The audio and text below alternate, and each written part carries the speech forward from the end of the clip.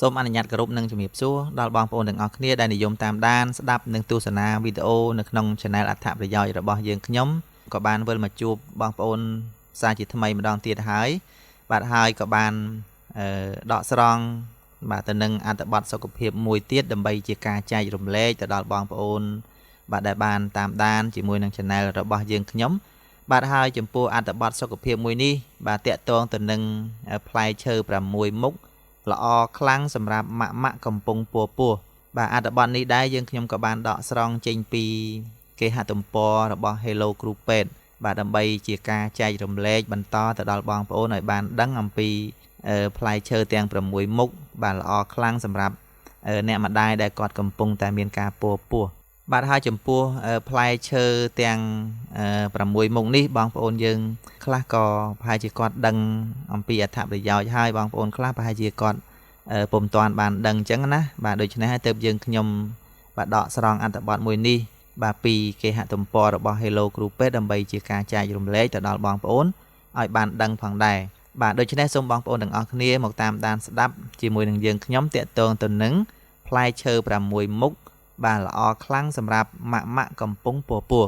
ពេលនិយាយដល់របបអាហារសម្រាប់ស្ត្រីមានផ្ទៃពោះវាដូចជាតឹងរឹងបន្តិចសម្រាប់ម៉ាក់ដូចជាមិនត្រូវមានជាតិកាហ្វេអ៊ីនប្រយ័ត្នគ្រឿងសមុទ្រនិងអាហារកែច្នៃជាដើមម៉ាក់ត្រូវប្រយ័ត្នចំពោះអាហារដែលត្រូវញ៉ាំព្រោះថាវាអាចប៉ះពាល់ដល់ការលូតលាស់និងការវិវត្តរបស់កូននៅក្នុងផ្ទៃប៉ុន្តែផ្លែឈើទាំងនេះអាចនឹងផ្ដល់ឲ្យម៉ាក់នៅវីតាមីននិងសារធាតុរ៉ែល្អផ្ដល់អត្ថប្រយោជន៍យ៉ាងច្រើនដល់កូនផងដែរអត្ថប្រយោជន៍របស់ផ្លែឈើពិតជាផ្ដល់នូវវីតាមីននិងសារធាតុរ៉ែដែលអាចជួយដល់កូនក្នុងផ្ទៃម៉ាក់ក៏ត្រូវការអាហារដែលសម្បូរទៅដោយជាតិសរសៃប៉ូតាស្យូមវីតាមីន A និងវីតាមីន C អាស៊ីតហ្វូលិកនិងសារធាតុចិញ្ចឹមផ្សេងទៀតដើម្បីរក្សារាងកាយឲ្យរឹងមាំរហូតដល់ពេលសម្រាលទាំងនេះគឺជាផ្លែឈើដែលល្អសម្រាប់សុខភាពម៉ាក់និងគួរញ៉ាំពេលកំពុងពោះទី1ផ្លែប៉ោមមានជាតិសរសៃខ្ពស់ដែលអាចជួយដល់ការគ្រប់គ្រងក្នុងការរំលាយអាហារនិងការពារពីជំងឺឬដូងបាតដែលជាបញ្ហាទូទៅម៉ាក់ភាគច្រើនជួបប្រទះចំណុចទី2ផ្លែក្រូចដូចជាក្រូចឆ្មានិងផ្លែក្រូចសម្បូរទៅដោយវីតាមីន C ហើយវាក៏អាចជួយដល់ការរំលាយអាហាររបស់ម៉ាក់និងជួយទប់ស្កាត់ដល់ការចាញ់កូននៅពេលមានផ្ទៃពោះផងដែរចំណុចទី3ផ្លែចេកទុំគឺជាប្រភពប៉ូតាស្យូមដ៏អស្ចារ្យដែលវាអាចជួយយ៉ាងច្រើនដល់ការគ្រប់គ្រងសារធាតុរាវនិងសម្ពាធឈាមនៅក្នុងរាងកាយរបស់ម៉ាក់និងការពារពីការរមួលក្រពើឬការឈឺចាប់អំឡុងពេលមានផ្ទៃពោះចំណុចទី4ផ្លែគីវីវាមានផ្ទុកសារធាតុអាស៊ីតហ្វូលិកកម្រិតខ្ពស់ហើយក្រៅពីនេះវាមានរសជាតិឆ្ងាញ់ផងដែរនិងអាចរួមចំណែកកាត់បន្ថយហានិភ័យពិការភាពរបស់កពីកំណើតផងដែរលើសពីនេះគីវីអាចជួយម៉ាក់ដែលកំពុងពោះក្នុងការស្រូបយកជាតិដែកបានយ៉ាងមានប្រសិទ្ធភាពដែលចាំបាច់សម្រាប់ធានាថាឈាមរបស់ម៉ាក់មានផ្ទុកអុកស៊ីសែនគ្រប់គ្រាន់ដល់ទារកនៅក្នុងផ្ទៃចំណុចទី5ផ្លែឪឡឹកមានវីតាមីន A, C និង B6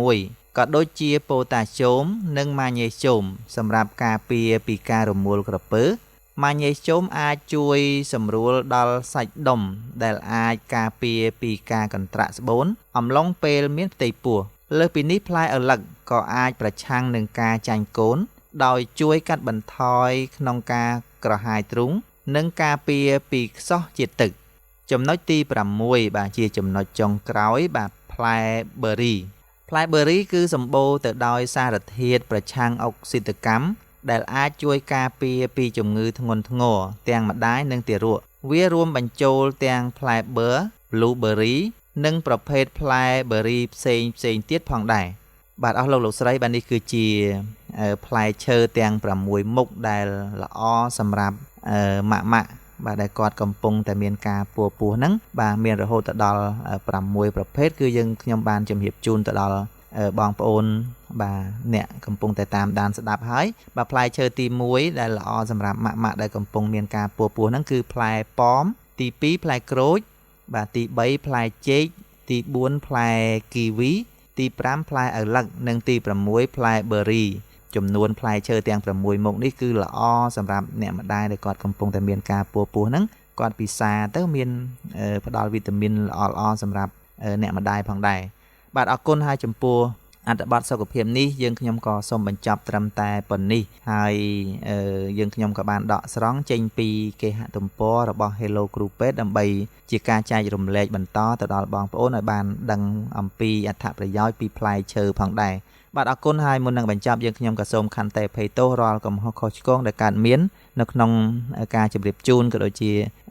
ជូនពរទៅដល់បងប្អូនទាំងអស់គ្នាឲ្យជួបតែសេចក្តីសុខសេចក្តីចម្រើនគ្រប់ក្រុមគ្រួសារផងដែរ